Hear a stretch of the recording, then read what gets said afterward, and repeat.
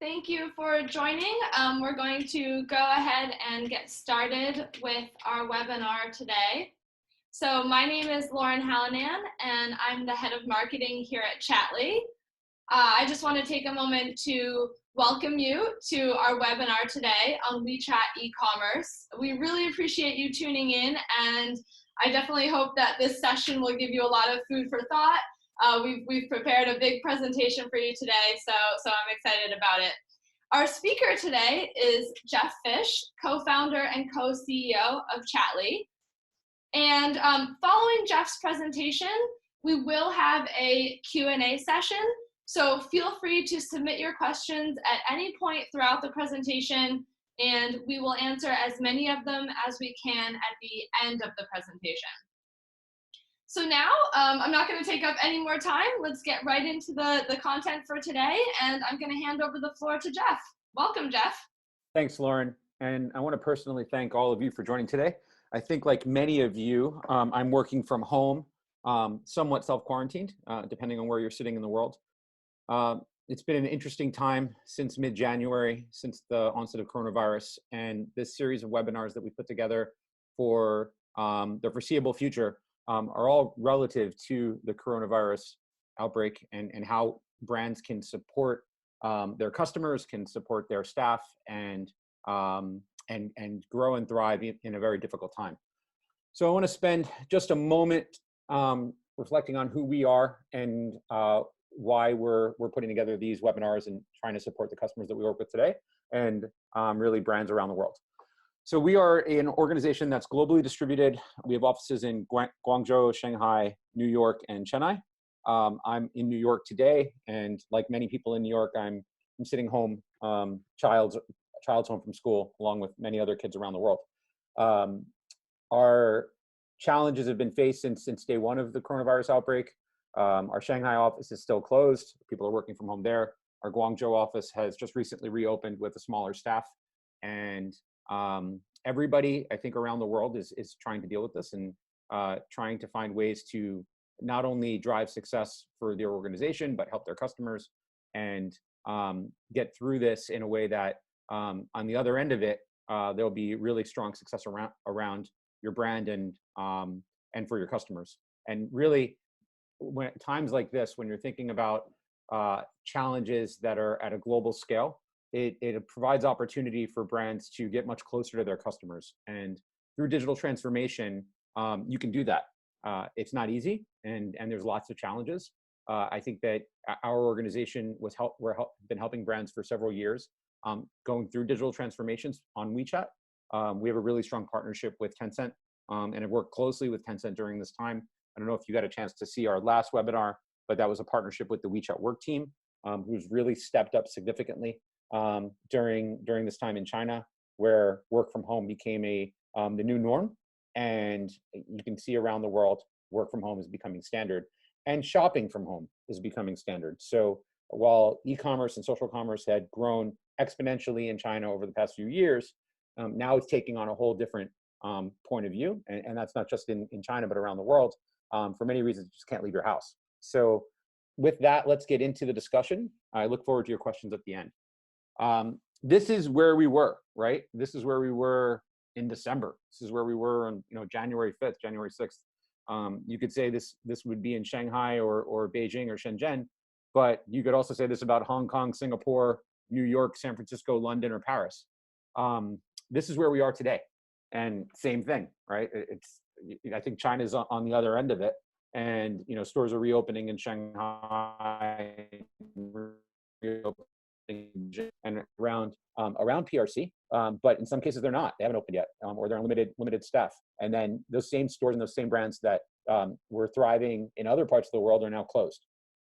Airlines and the travel retail industry, I think, are getting hit the hardest, along with travel in general.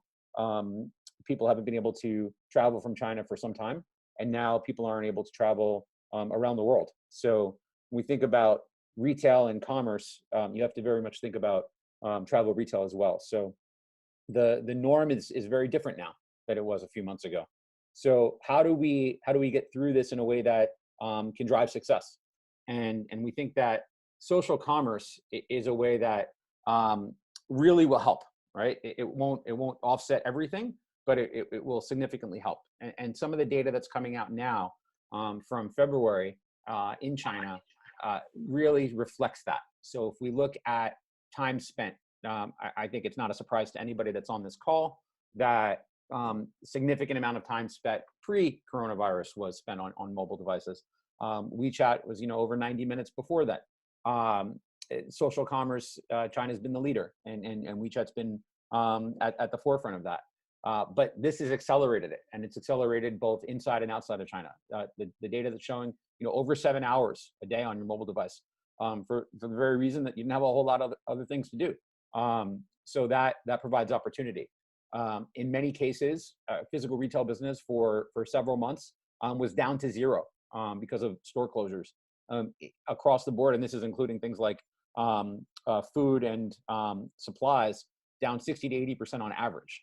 At that same time, mini program growth for retailers that could support this, and really this is everybody in China, 50 to 1,000%. So, and in some cases even more than that. So the ability to adapt and maintain during times of crisis are extremely important, and the ability to go through that transformation during these challenging times provides a lot of success coming out of them, because we do have to start thinking about the other end of this. And I think the brands that we're fortunate enough to work with in China are already at that point. So depending on where you sit, you're at a different level of the cycle. And there's lots of key channels to be thinking about when you're thinking about this digital transformation to a social commerce reality. And we're a WeChat focused organization, but we don't discount or not think about the other channels that are extremely important, and in some cases equally, if not more important, to your overall sales strategy. So it would be remiss to say that you shouldn't have a really strong Tmall or JD strategy. Your social strategy should include other channels like Douyin. There's just other places where you need to be. But how do you take that and make it a central strategy, not a disjointed strategy, but one that connects data, one that allows you to leverage the various marketplaces and social channels that exist today, and do it in a way that drives real success. So if we think about that kind of success drive, let's look at some use cases that China has really been on the forefront of, and from a WeChat perspective, WeChat's really helped enable this from a supporting transformation. But areas like live streaming, live streaming for the past 2 years has been part of a way of life for brands in China, and that accelerated in January and February. I think in February, the amount of live streams that were run in 1 month probably peaked for the entire previous year for obvious reasons. But then how do you also drive referral programs and registration and be able to pull loyalty from other systems and bring all of that data into one central location? And WeChat is the perfect place for that, because from a communication perspective, even though there are all of these other channels and they're all very important, whether they're marketplaces or social, WeChat is still the #1 communication channel, and it's not going anywhere. In fact, it became much stronger during this crisis. So this is an opportunity to really leverage that. So what I want to do is I want to, for those of the folks that are on this call, go through some examples of how a mini program can leverage those capabilities in the same way you would with your overall omnichannel strategy with, let's say, your iOS app or your Android app, but bring it home specifically to WeChat. So we're going to spend the next several slides talking about the differences and the real functional capabilities of what mini program commerce can do for your brand. And I know that many of you have a mini program commerce strategy. Many of you are probably on your second or third or fourth mini program. Just want to kind of do a recap to compare and contrast the capabilities when you're in a single ecosystem like WeChat and the functionality that can be delivered within that ecosystem if leveraged correctly. So let's first start with the overall commerce strategy, right? Social commerce is a fairly new term over the past 5-6 years. It used to be, you needed to have an e-commerce strategy or a mobile commerce strategy. But the social commerce capability, especially in a time where people are not physically together, is so key to success. Whether you're talking about a certain product in a group, if you're sharing a promotion on Moments, if you're offering a purchase as a referral to a friend, all of those areas really play to WeChat's strength, right? Leveraging your friend circles certainly plays to WeChat's strength. So rather than trying to build out new applications within, let's say, your own app or your own website, those are just inherently built into WeChat. So the social sharing function of commerce is just really a core function to the WeChat ecosystem. As we go to how we get that information out, QR code capabilities and tracking, also standard operating procedure for the WeChat ecosystem. The ability to track against a product information or a specific KOL campaign, or delivering content from an ad directly into a promotion within the WeChat ads ecosystem. All of those functions and capabilities are just standard built into your social commerce strategy on WeChat. So while you have multiple channels you could drive to on your app, let's say you want to leverage a DMP or leverage other pieces of data within the WeChat ecosystem, you can literally go through the closed garden to drive through to that mini program and have connected data across your entire WeChat strategy. And then the ability to send messages and the ability to promote off of your mini program. So if you have your mini program and your official account properly connected, that proper connection certainly allows for very specific types of messaging. So for example, if you've got a sales promotion, which is at this given time super important. If you've got a certain product release, or you want to run information like your product's been shipped or your return label, rather than have to send that via a text message or an email, which would certainly not be relevant, or trying to connect it to another system, if you connect your data between your mini program and your official account, you'll be able to send those messages out and have that data all in one single location. So that's extremely important as well. As we go to the idea of customer support, customer support in a time like this, nobody's walking into your store and asking for help. So the idea of clienteling is different. The idea of picking up the phone and calling a call center, people can't get to their call center. So how do you decentralize that? You can decentralize that through having mini program chat. You can decentralize that through letting a chatbot support a lot of this information, and allowing chatbots to support that level of interaction, and then routing to contact center support people that would normally be sitting in a contact center, but now sitting in their home. So this is certainly an area of capability that WeChat has excelled at from day one. The ability to support chat decentralized, also as a chat application at its core, it leverages to WeChat's strength. And then payment, right? So obviously there's different forms of payment that you can leverage inside and outside of China. But with a mini program, if you don't have one, or if you don't have an integrated one-click checkout, that ability for one-click payment with WeChat Pay, given the closed ecosystem, allows for a really streamlined commerce process. So allowing someone to pay easily has a higher conversion rate. And then if they don't pay and they end up on a cart abandonment, you can always retarget them. And then analytics is key to any commerce strategy. And that ability to capture analytics and send coupons and push out information that are at the right moment at the right time within the ecosystem allows for you to really drive success and track all of those interactions. So, it's just sending a promotion at any given time may drive conversions, and it should, but sending a coupon or a promotion based on user interactions, based on certain products that they viewed, based on time of day, based on purchases that they've made in the past, significantly drives up your conversion rate. And because all of this data is connected in one single system, it allows you to do that. Collection of data also can be a challenge with an app or your website, or the fact that people aren't coming into your stores. But because you've got this connection between the WeChat profile, you can suck in profile data with one click authorization. And that allows for you to have a much richer profile of your customer and be able to create personas against those. And then finally, being able to visualize data. So I think that all e-commerce managers that are on the call today, all marketers that are on the call, visualization of data is key to understanding your consumers. And certainly you can do that across your website. You can do that across your app.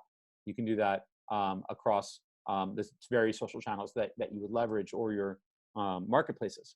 But the ability to have it in one single system, because WeChat is an ecosystem that's connected data, allows for you to really map against those personas and map against those specific profiles that you're looking to target. So I hope that, looking at the benefits of mini program commerce or social commerce, all of you are either deep into your strategy with your brands, or have already started to build out the strategy for your brand, whether you're inside or outside of China. Now, I want to shift gears a bit and talk a little bit about enterprise software to be able to support this. So everything to this point has really been around the why WeChat commerce or the why social commerce is so important to any strategy today, whether the person is sitting in their own home or post coronavirus challenges wherever you are in the world, whether you're in Shanghai or London or Paris, and people can actually move about freely. But then how do you now leverage software to make all of this happen quickly and make all of this happen in a way that is scalable to 2 million, 3 million, 5 million customers that would be leveraging your mini program to interact with your brand. So we're going to get into commerce as a service. And for us, that means mini program software as a service for commerce. And what that means to a customer, or what that means to a brand, is fast. We pride ourselves on one of our core pillars of our organization is China needs at China speeds. And that means move really fast. And in these times where we've got some serious challenges with connecting to our customers, with building out relationships that are now totally online in some cases, or totally mobile in some cases, that speed to market is super important. So whether it's launching a KOL promotion, or launching a specific product promotion, or just getting your mini program up and running in general, you don't have 12, 16, 20 weeks to build that out. You might have 2 weeks, right? You might have a week to launch something. So having a platform behind you to be able to do that is extremely important. And our commerce solution can deliver that. Whether we're working with agencies or working directly with a brand, being able to leverage whatever you have, whether you have a mini program that you built in the past, or you have a design for a mini program, or really you're just starting from scratch. The ability to get that up and running fast is super important. The only way you can really do that at scale is to do that with a software as a service solution.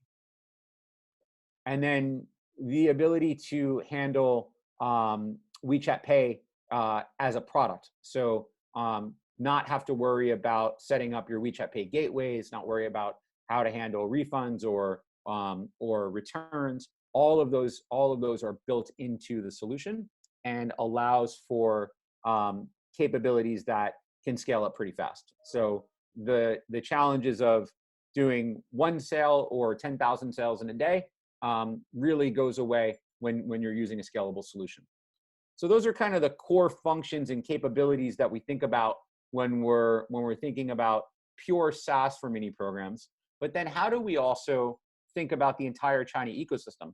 And how do we leverage that China ecosystem in a way that data becomes relevant?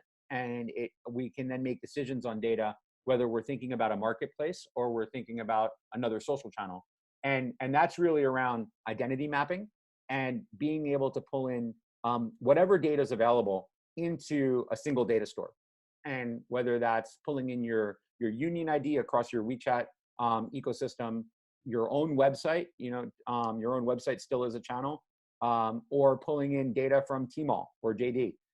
Having that into a single profile or CRM profile allows for you to have a really good understanding of your customer. And if you have a good understanding of your customer, you can deliver the right information, the right product, the right message at the right time.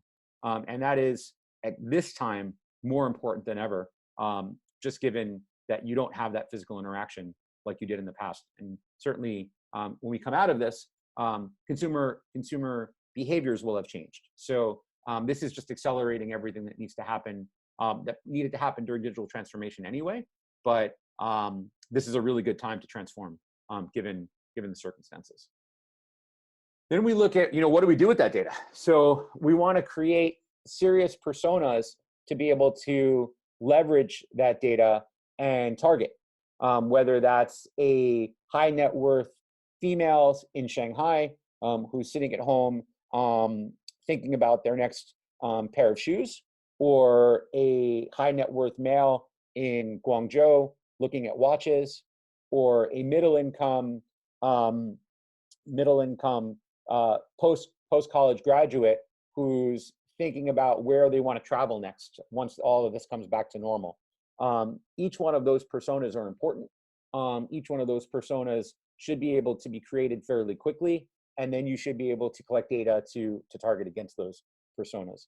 And that's what having enterprise software allows you to do, whether it's ours or someone else's. And then at the clienteling or contact center support level, again, super important right now when you're not providing physical interaction, being able to have all of that data at your fingertips so that you can see any purchases that were made, any information that an individual looked up, what chatbots they interacted with, what products they looked at, what messages they were interested in. All of those data sets allows for a sales associate who may have been on the floor at the store and is now sitting in their living room, allows them to interact better with their customer. Or a contact center support person who's just trying to help a customer get through a challenging time. Having that data at your fingertips is super important to success. And then I think finally what we want to touch on is really keeping all of the data in one place for e-commerce managers. So often in China, that can be disjointed. And that's not just in China. That could be in Europe, US, or Australia, or anywhere else around the world. You can have disjointed management of your products. And having a single service, whether it's ours or somewhere else, that can manage that, given that all of these people are no longer together, and in some cases are globally distributed and having challenges, having a system to be able to be your system of record or your data store is extremely important to drive success through an omni-channel experience. So I'm gonna end this talk before we get into hopefully a spirited conversation with Q&A on a single case study that I wanna reflect upon that I think launched their strategy just at the right time, given the challenges of today. Large, well-known jewelry brand, or as many people would think, a diamond brand. De Beers, the home of diamonds, long history out of Europe, growing in China, and certainly building brand recognition in China. And they came to us pre-coronavirus and had some significant questions that needed to be asked. Like, for example, how do we have interactions across the WeChat ecosystem, whether it be the official account, certainly the mini program, which is what we're focused on today, and then WeChat Work, which is what we talked about in our last webinar. And just being able to connect all of those three things is challenging. Even though it's all the same ecosystem, you need to have a single point management system to be able to do that. That's kind of where chat came into play. But then you need to integrate with other systems because, like all global brands, they want to have connected data across their organization. So in their case, they use Salesforce. So integrating with Marketing Cloud and Service Cloud, Marketing Cloud on the marketing side, Service Cloud on the customer support, clienteling side, and then having data that they just use everywhere else, Google Analytics, and then specific to China, being able to ship and using a shipping vendor. So this was pre-coronavirus, and this would be a kind of a standard kind of operating model for any brand we'd work with that would be doing digital transformation. And that in and of itself is challenging, just being able to connect all of this data. And then building out journeys and creating experiences based on that customer persona is very unique to each brand. And leveraging that at each brand level is up to the marketing team, it's up to their CRM manager.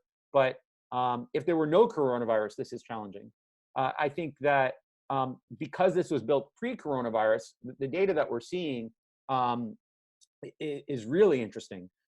Customers that have never interacted with a store, maybe didn't know the brand that well, locked in their house in a tier 2 city, or even a tier 3 city, the ability to be able to buy products just in the nick of time, their mini program launch just in the nick of time, to be able to buy and have those products shipped, really helps a brand not only drive revenue, because revenue is certainly important during this time. We go back to the data that I mentioned earlier around 60 to 80% on average loss of revenue from physical stores, and in some cases 100% loss with stores being closed.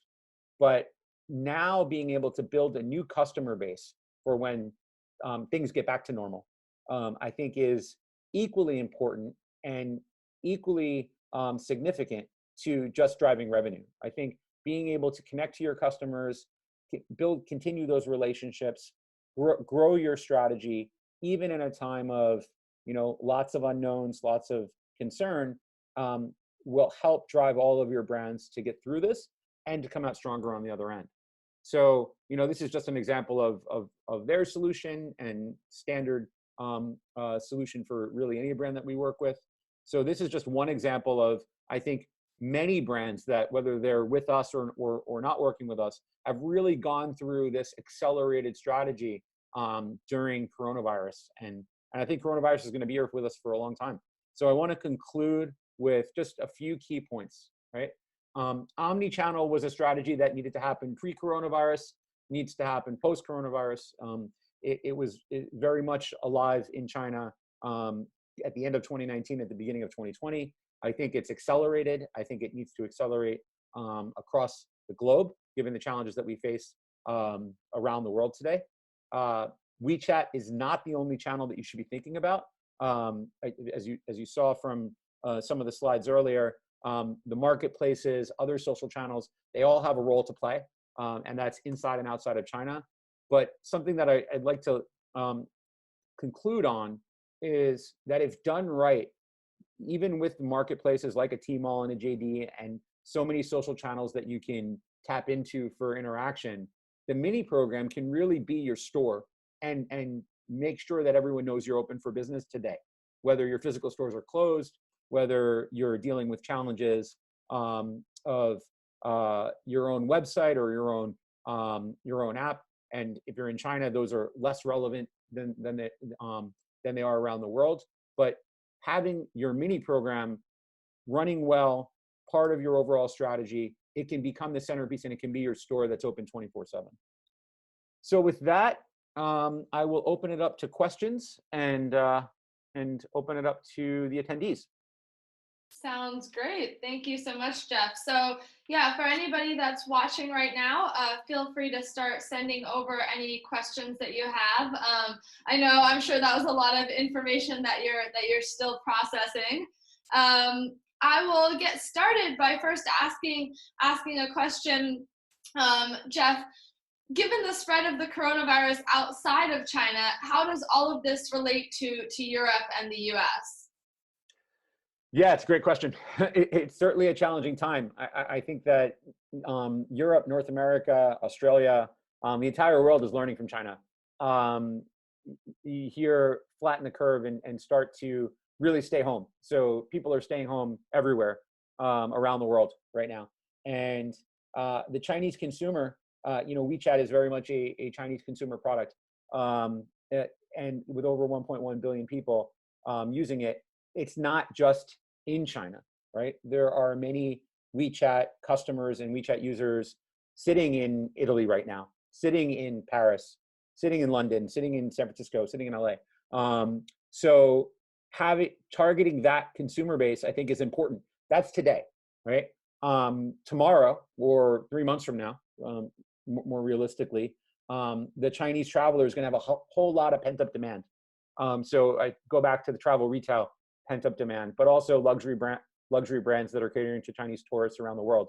Once that pent-up demand starts to be released, having this strategy in place will allow each brand to really take advantage of that pent-up demand, and there will be a significant amount of it in the coming months. Got it. Okay. We had another question come through, which is, offline retail is slowly reopening in China. People are going back to work and will have less time to spend online. So is mini program commerce still as relevant now that, the coronavirus situation is getting better in China, or did brands kind of miss the boat by not having their mini program e-commerce prepared? Did they miss the boat by not having it during that critical time period? No, not at all. Certainly, it would have been great, like the case study, if you had had a strategy in place prior to be able to weather the height of the storm, which I think was February. But that being said, consumer practices have changed because of coronavirus in China and will change around the world.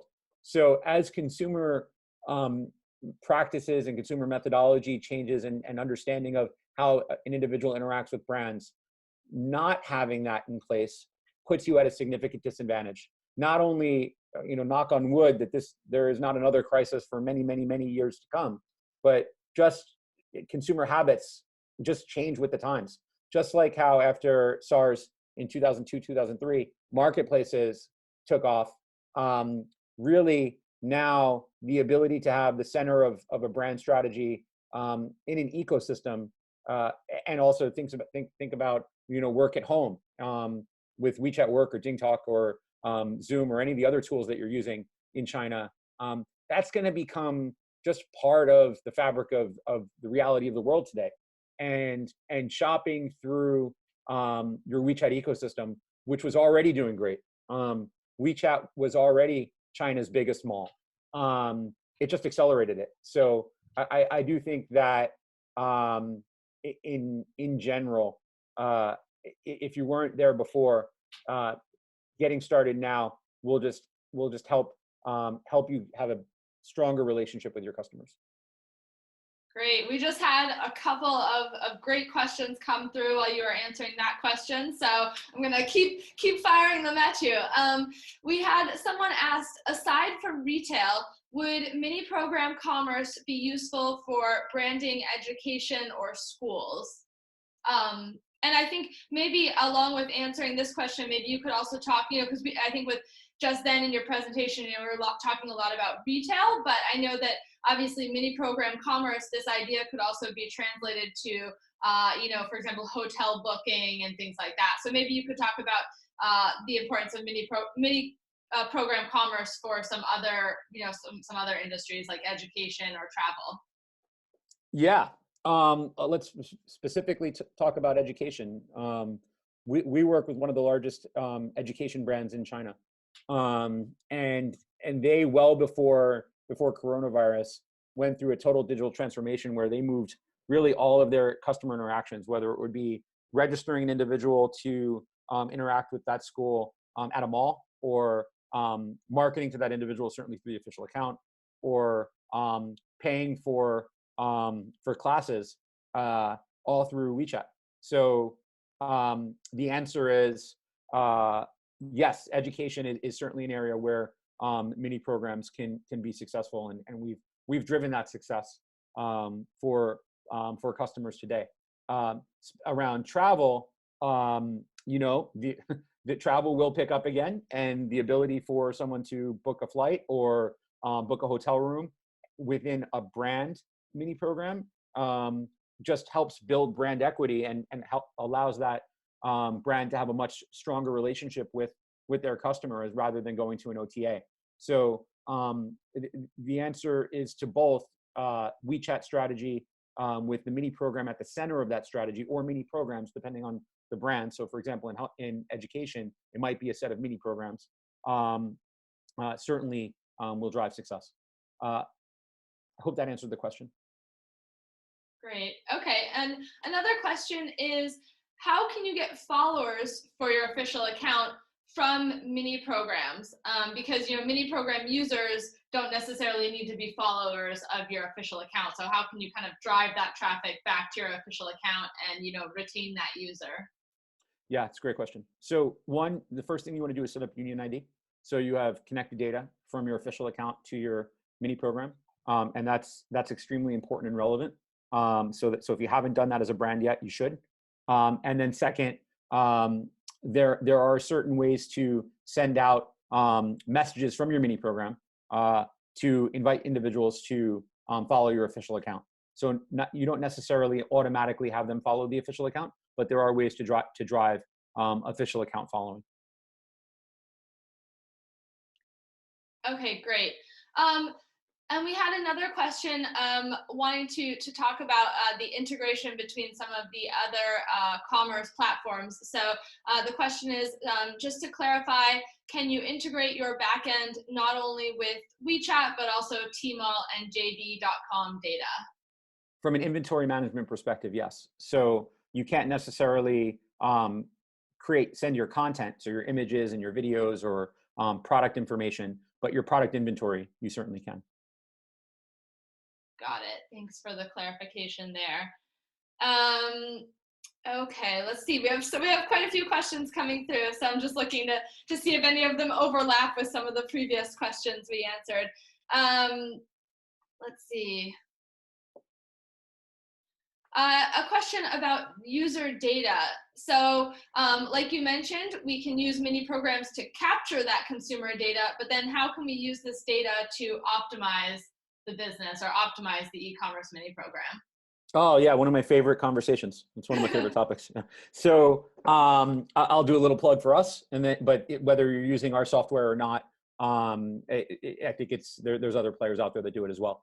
Our platform is an overall WeChat management platform, mini programs being one of them. So if you're collecting data against an individual interactions on their mini program, whether it be what watch they looked at, what shirt they looked at, what pair of shoes, really whatever product they're interested in, what their search was on that mini program, ultimately what they purchased, if they had cart abandonment, that's all information that you're collecting on that individual at the mini program level. Then you tie that back to the official account, and you're looking at what content they interacted with at the official account. So what content was important to them. Say if we were travel and you were sending information about a certain destination, is that destination information important? You're collecting that data into the CRM. Now you also have other data. So you have your point of sale data physically from the retail store, and you're feeding that into our software. And then maybe you have QR code data from QR code scans from your sales associate or from promotions that have been run with KOLs. All of that data is fed into our platform or another platform if you're using another system. And based on that data, you can optimize your messaging that you're going to send to that consumer. You can optimize your product mix based on consumer interaction and consumer purchases. So all of that data leads to a better strategy for your brand.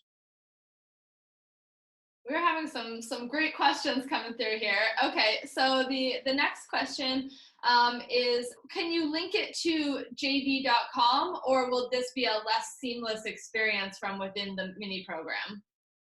Yeah, so we recommend, again, this is whether you work with us or not, we recommend that you're on the marketplaces. So let's just use JD and Tmall. But you also have your own brand, if we just think about a website, your own brand.com mini program where you own all of the data. You're not paying a commission to any of the marketplaces. You have the ability to then remarket to those individuals. So our position, and I'm co-CEO of the company, so my personal position is that marketplaces are definitely part of the strategy and integral to driving revenue, but your WeChat strategy should be yours. So your mini program should be yours. Your official account should be yours. So your own product pages within your own mini program. Okay, got it. Let's see.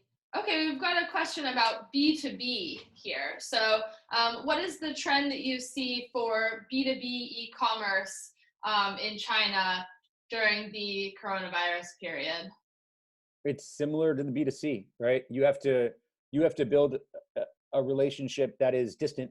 You're not making sales calls as a B2B salesperson um, in person for, you haven't for a long time. You might just be starting to again. And but you maybe spent 2-3 months not able to do that. So having the ability to leverage tools like we talked about last time, WeChat Work. So from a communication perspective, I think on a B2B side, WeChat Work is key to driving that communication channel. But then if you're doing B2B sales and the individual has the ability to purchase in bulk or whatever that B2B purchase is, maybe it's a subscription, maybe it's software, maybe it's a product for their business.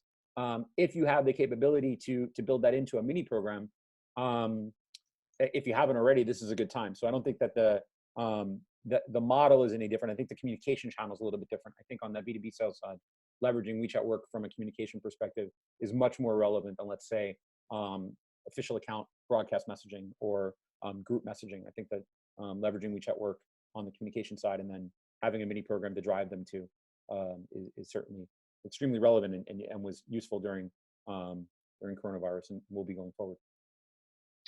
And since we are on the topic of WeChat Work, I'm going to skip over. There was another question that was asking about WeChat Work. It says, in your case study just now, it illustrates the integration with WeChat Work. Just to confirm, is this as easy as setting up service, subscription accounts, mini programs? So I think some of that was answered in our previous webinar. So you could definitely check out the replay of that. But Jeff, do you want to add anything as far as setting up WeChat Work, integrating with WeChat Work? Is that a difficult process? Is it pretty easy to do? What are your thoughts on that? Yeah, I think that it's similar to mini program. I think the key is making sure the data is connected with Union ID. Whether you're using a system like ours or not, I think that's key across the entire ecosystem, that Union ID is connected. So if you're a brand that has a strong WeChat strategy, and let's say you have a B2B strategy in place, I think it's a must-have at this point rather than a nice to have. So I'm happy to take that offline to discuss it. But yeah, I think a WeChat Work connection is similar to setting up a mini program. Okay, great. Oh, this is a very relevant question for the moment. So, what are the points to pay attention to when engaging Chinese consumers on mini programs during the coronavirus period? Are there any taboos? Interesting question. I think whether it's WeChat or not, engaging customers really anywhere now, because this is a global problem, you just need to be sensitive to customers' pain. Brands are feeling pain right now, so are customers. And stress and concern. So I think all of those things play, whether it's a WeChat communication or a phone call or any other form of communication. I think that is something that I think all of us as brands need to be sensitive to. And I would just add on to that. I think don't stop communicating during this time period. I saw a lot of brands, particularly international brands who are present in China, during the coronavirus period. A lot of brands kind of went one way or another. Some brands ramped up communications while others kind of went silent during the period. And I really think that this is not a time period to go silent. I think you need to be very cautious, but you don't want to disappear during this time period. That's my thought anyway. I see the last question about the MPQR code on your packaging if you sell it through JD. The answer is yes. Tmall as well. It can be challenging getting your QR code. You can put it in the box, and brands certainly are. But that's a brand decision. Putting the QR code in the box is something that many brands do. I think brands have gotten, I'd say, sophisticated in how they do it. It's better to put it on the actual product packaging page in the box. Therefore, you're not just inserting it in the box. But specifically to your question, and I'll answer for everybody. Question was, if you had your MP QR code on your packaging and you sell this product on JD as well as on your MP, would JD possibly get annoyed with this? Essentially funneling business away from JD? And the answer, I think, is Tmall would, Amazon would, all of them would.